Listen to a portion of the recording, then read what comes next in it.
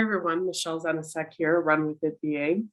In this video, we're going to talk about the 3 benefits of repurposing content. So this can apply to blog posts or social media posts. Repurposing is a great way to just keep your content fresh. So the first benefit is the average person only reads about 20% of text on a web page. So repurposing content can help you reach more people. So let's say you have, so let's say like I talk about this with clients all the time when it comes to social media posts. When you post something on social media, and let's say you have 500 followers, only a fraction of those people actually see the post. So if you post it again a couple days later, most likely the people who didn't see it are going to see it. Some of the people who didn't see it are going to see it. And the people who didn't see it the first time are not going to see it. I hope that made sense. And I'm certainly not telling you to post the same thing every couple of days. I'm not saying that. I'm just saying that there's nothing wrong with repurposing posts. You can use tools like Meet Edgar. There's also 1UP app. These are social media scheduling tools, and they allow you to set posts as repetitive. So like when I use 1UP app to schedule my social media posts, and I set them to repeat every 3 weeks. Now you can do them sooner, you can do them longer, but that's how I set it up. So, but it also applies to blog posts. There's nothing wrong with continuing to share blog posts with your audience, because like I said, most people, they've only read about 20% of the text. So if you take that blog post and kind of refresh it, there's nothing wrong with that. And also, posting it on social media, continuously, not saying every day, but continuously, like every, week or so that more people have an opportunity to see it. The second benefit is repurposing content can help you save time and energy since you won't have to create new content from scratch. So let's say, you need to come up with a blog post, but you're running low on time and you're not going to meet the deadline that you set for yourself to have that blog post created. So pick an older blog post, go back to like your, probably the beginning. The other thing too is you could keep a spreadsheet of all your blog posts. I have a client who does that. She has a spreadsheet of all her articles that she's written that we use for her blog and her newsletter.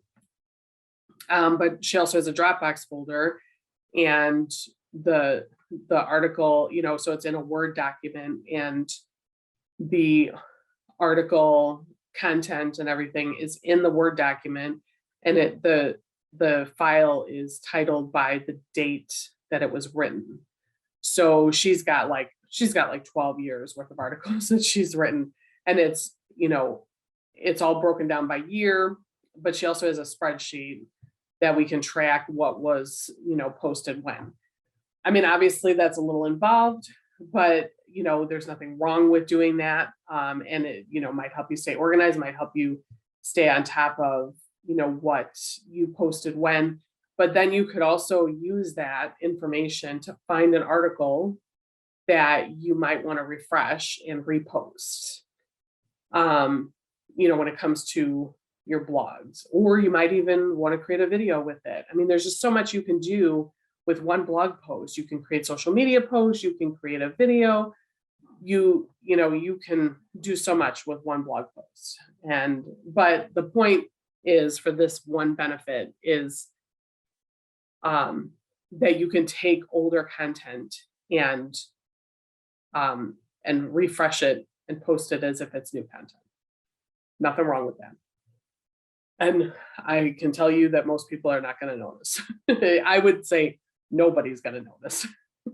You will know that that's the case, but I don't believe that anybody else is going to notice. The third and final benefit that I'm going to talk about is, sometimes we get stuck with coming up with fresh content ideas, call it writer's block, whatever you want.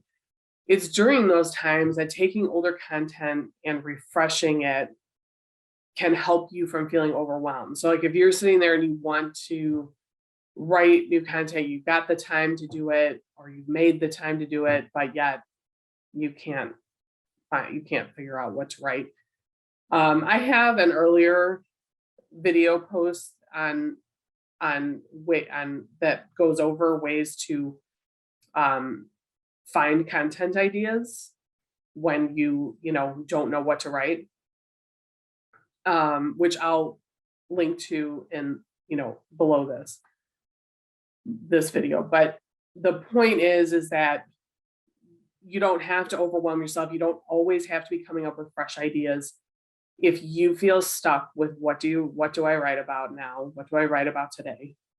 You can go to your older posts, and again, whether it's a blog post, whether it's social media, and you can refresh it, and then you can move on. You don't have to be overwhelmed by it, and you don't have to beat yourself up because you didn't write something brand spanking new. It's okay.